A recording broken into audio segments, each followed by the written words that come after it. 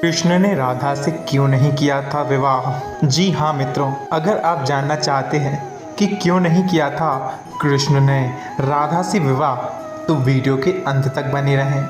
मित्रों, अगर आप हमारे चैनल पर नए हैं तो चैनल को सब्सक्राइब करें और बेल आइकन को दबाना ना भूलें और कमेंट में लिख दें जय श्री कृष्णा। भगवान विष्णु अवतार लेते रहते थे, इसलिए माता लक्ष्मी जी की भी इच्छा हुई कि वह भी भगवान विष्णु के साथ अवतार लें, भगवान विष्णु के साथ उनके धर्म कार्य में उनकी सहयोगी बने।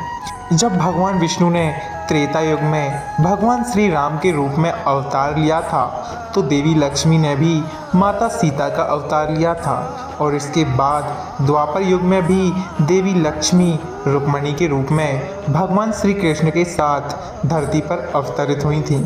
द्वापर युग में देवी लक्ष्मी ने विदर्भ देश के राजा की पुत्री के रूप में जन्म लिया था।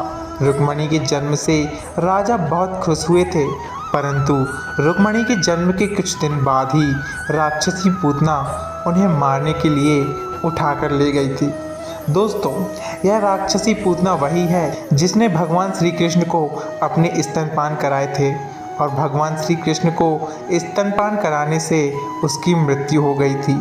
पूतना ने देवी रुक्मिणी को भी अपने जहरीले स्तनपान कराने की कोशिश की थी, परंतु देवी रुक्मिणी ने उसकी लाख कोशिशों के बाद भी स्तनपान नहीं किया था। पूतना जब देवी रुक्मिणी को अपनी स्तनपान कराने का असफल प्रयास कर रही थी, तभी महल के अंदर कई लोग आ गए थे। अचानक से महल के अंदर कई लोगों के आ जाने के कारण राक्षसी पूतना देवी रुक्मिणी को लेकर आसमान में चली गई थी। यह देखकर लोगों ने राक्षसी पूतना का बहुत देर तक पीछा किया, परंतु राक्षसी पूतना देवी रुक्मिणी को लेकर आसमान में ऊपर जा रही थी। तब देवी रुक्मिणी ने उस राक्षसी को खुद से आज़ाद कराने के लिए अपना वज़न बढ़ाना शुरू कर दिया था। देवी रुक्मिणी ने अपना वज़न इतना बढ़ा लिया था कि राक्षसी पूतना उनका वज़न उठा ही नहीं पाई। इसलिए राक्षसी पूतना ने देवी रुक्मिणी को अपने हाथ से छोड़ दिया था।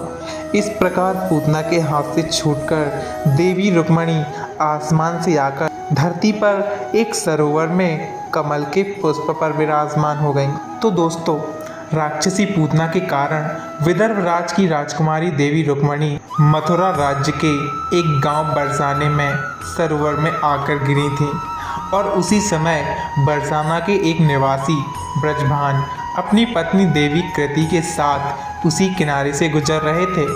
तो उन दोनों की नज़र उस सरोवर में उस कमल के फूल पर विराजमान देवी रुक्मिणी पर पड़ती है।